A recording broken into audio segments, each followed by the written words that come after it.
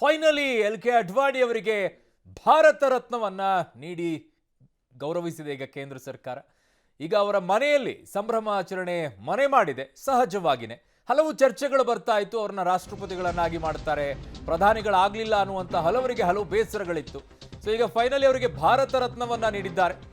So ಎಲ್.ಕೆ. Advani ನಿವಾಸದಲ್ಲಿ ಈಗ ಸಂಭ್ರಮ ಮನೆ ಮಾಡಿದೆ. ಎಲ್.ಕೆ. ಅಡ್ವಾಣಿ ಅವರಿಗೆ ಭಾರತದ ಅತ್ಯುನ್ನತ ಪ್ರಶಸ್ತಿ ಭಾರತ ರತ್ನ ಪ್ರಶಸ್ತಿಯನ್ನ ನೀಡಿದ್ದಾರೆ. ನಮ್ಮ ತಂದೆಗೆ ಭಾರತ ರತ್ನ ಸಿಕ್ಕಿದ್ದು ಸಂತಸ ತಂದಿದೆ ಅಂತ ಅವರ ಪುತ್ರಿ ಹೇಳಿದ್ದಾರೆ. ಮೋದಿ ಅವರಿಗೆ ಧನ್ಯವಾದವನ್ನ ತಿಳಿಸಿದ್ದಾರೆ ಎಲ್.ಕೆ. ಅಡ್ವಾಣಿಯ ಪುತ್ರಿ ಪ್ರತಿಭಾ ಅಡ್ವಾಣಿ.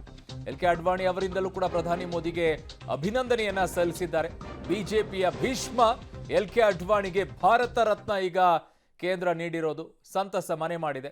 ಅವರ ಮಗಳು ಪ್ರತಿಭಾ ಅವರು ಸಿಹಿಯನ್ನ ತಿನ್ನಿಸಿ ಸಂಭ್ರಮಾಚರಣೆಯನ್ನ ಮಾಡಿದ್ದಾರೆ. ಮೋದಿ ಅವರಿಗೆ ಧನ್ಯವಾದವನ್ನ ತಿಳಿಸಿದ್ದಾರೆ.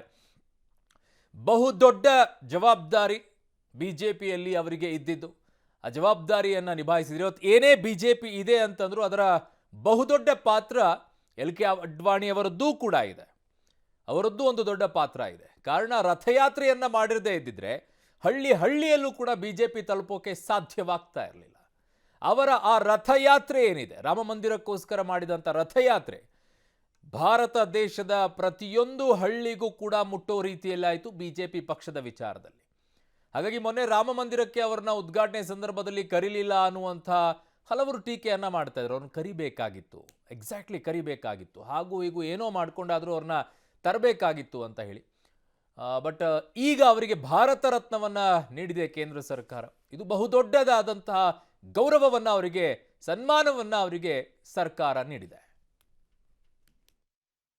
बहुत खुशी है मुझे भी, पूरे परिवार को, कि दादा को इतना बड़ा सम्मान, देश का सर्वोच्च सम्मान मिला है। निश्चित ही आज मुझे एक व्यक्ति जिसकी याद सबसे ज्यादा आ रही है वो मेरी माँ है, और माँ का दादा के जीवन में बहुत बड़ा योगदान रहा है, निजी जीवन में भी और राजनीतिक जीवन में भी। दादा बहुत खुश हैं। मैंने जब दादा को बताया, मुझे पता लगा और मैंने दादा को बताया, तो वो बहुत ही खुश थे। और उन्होंने यही चीज बोली कि जीवन में उन्होंने अपना पूरा जीवन देश की सेवा में लगाया। इसके लिए वो बहुत खुशगुजार हैं और प्रधानमंत्री श्री नरेंद्र मोदी का धन्यवाद करते हैं, और देश की जनता का, जिनसे वो असीम प्रेम करते हैं, उनका भी बहुत धन्यवाद करते हैं कि जीवन के इस पड़ाव पर उनको इतना बड़ा देश का सबसे सर्वोच्च सम्मान मिला। बहुत धन्यवाद सबका। बहुत